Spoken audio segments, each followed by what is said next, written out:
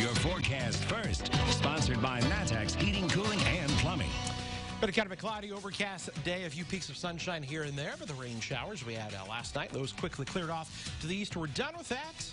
Just like to see a little bit of that sunshine. It's going to come back over the next couple of days. It's going to be a chilly one out there again tonight. We are forecasting temperatures down into the 30s again. We're already just at 51 in Champaign, Danville, Mattoon, and look at Jacksonville at 49 degrees right now. If you're heading out and about tonight, I would definitely bundle up because on top of that, it is very windy. Those winds creating wind chills, making it feel like the 40s, and we'll be in the 30s before too long tonight. All right, the rest of the week's forecast. And rain possibly around on the Illini homecoming on Saturday. We'll show you that coming up. WCIA 3 News starts right now. Now from WCIA 3 News. A teenager drove her car off a bridge and into the lake. Why police are going door to door to try to figure out how it happened. Plus, you'll now be dishing out more than the cost of repairs if you crash in one city, where you could be charged hundreds of dollars. And lawyers are trying to serve a former U of I professor accused of rape with a lawsuit. But they're running into a problem. We'll tell you what it is. You're watching your local news leader. This is WCIA 3 News at 5. To hear that accident it's just awful to me. It's just hard for me to process it, to know that happened. It's the news so many of us woke up to. An 18-year-old drove off the road into Lake Decatur and died. Good evening, I'm Paul Cicchini. And I'm Jennifer Roscoe. We just got a report from the coroner. He says the autopsy shows Tabitha Pratt drowned. It happened last night around 9:30 near South Franklin Street. WCIA 3's Jen Lask has more. Witnesses saw a car go off the road and into the lake Tuesday night.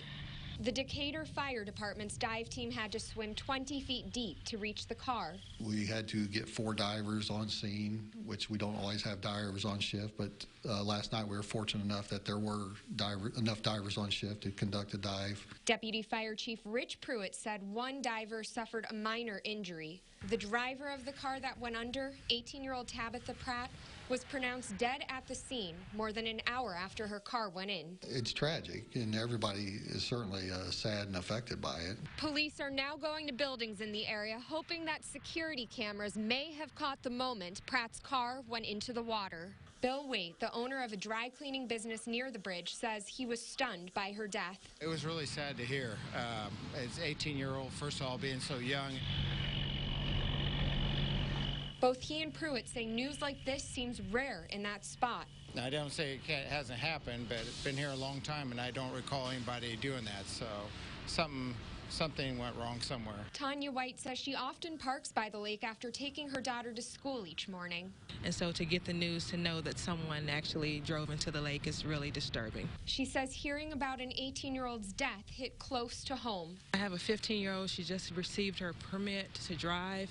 And so just thinking about her having to drive and to know that we drive down this, this highway quite a bit, it's kind of devastating to me to know that. Police are continuing to investigate the crash. In Decatur, Jen Lask, WCIA 3, your local news leader. And part of that investigation, they are looking into whether alcohol played a role in the crash. There will be a vigil for Pratt at the site of the crash tonight at 7. And we first brought you this story on our WCIA 3 News app.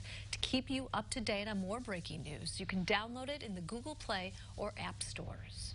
We have an update on a bank robbery in Champaign yesterday. 2 teenage brothers arrested for robbing Regions Bank were in court today. 18-year-old Dakir Pickens was in adult court, the 16-year-old in juvenile court. Both were charged with 2 counts of armed violence, 1 count of financial institution robbery, and 1 count of aggravated battery. The attorney said in court the teenagers went into the bank and tried to take money from a worker. They say Pickens fired a gun and hit the employee in the head several times with the gun. When police arrived, they say the brothers ran before they were arrested. Police need help finding a suspect in a double shooting. They say 30-year-old Jerry Exum shot 2 men in a parking lot on Bradley Avenue earlier this month. Both men are expected to survive. Police say the shooting began as a physical altercation. Exum is wanted for attempted murder and aggravated battery with a firearm. Anyone with information should call Crime Stoppers. You can remain anonymous and may earn a cash reward. Getting in a car wreck in Springfield just got a little more expensive. But only if you don't live in the capital city. The fire department will now charge $750 for their services. WCIA 3's Cole Hankey is with us. So Cole, is this common for fire departments? For smaller communities around Illinois or around Springfield is pretty common, but for the bigger cities across central Illinois, not so much. If someone who doesn't live in Springfield gets in a serious accident and the fire department is called, they will charge them $750. Decatur doesn't have the ability to charge anyone, but Champaign does. But it's for anybody that lives within Champaign County, not just the city. But Springfield's fire chief said that the city is still late to the party on this one. The money made from this charge will be used to recover costs for the fire department. The equipment that we use is very expensive. One thing about the fire department is we do not recoup any of that cost. That equipment, this will go a long way once implemented towards helping us recover some of those costs for that very expensive equipment. The city passed the ordinance unanimously, and it goes into effect immediately. Now, the charge can be covered by insurance, and the fire chief spoke with a couple insurance companies before the vote, and they all said that the charge would fall under their standard coverage.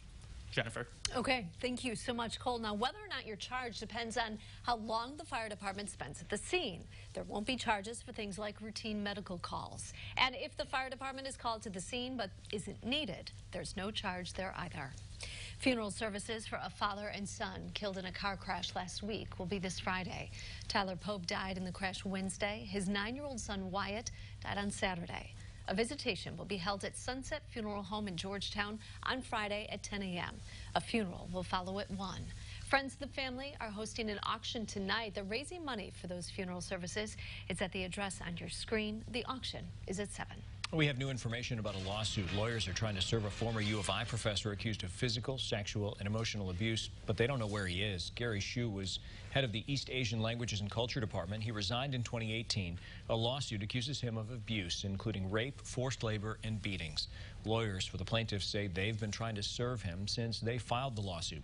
They say other measures could be taken if they remain unable to make contact. We have a follow-up on swastikas found drawn on U of I's campus. 4 have been reported in the last 2 weeks. This week, 1 was found in an elevator, another on a study table on campus. Now, students say they don't feel safe. Our students do not feel safe. They feel attacked, and that is a major problem. The other aspect is the fact that in many cases, people will not let us define what is hate towards us, and will try to change the conversation based on what they would like to see. Cohen also says he hopes the university takes action and follows through with the anti-Semitism happening on campus. Police still don't know who's responsible. Imagine if your car could tell you your blood alcohol level, what some want to see in every car by 2024. Plus, something that will help parents breathe a little easier. Now, a bill is protecting kids who play sports.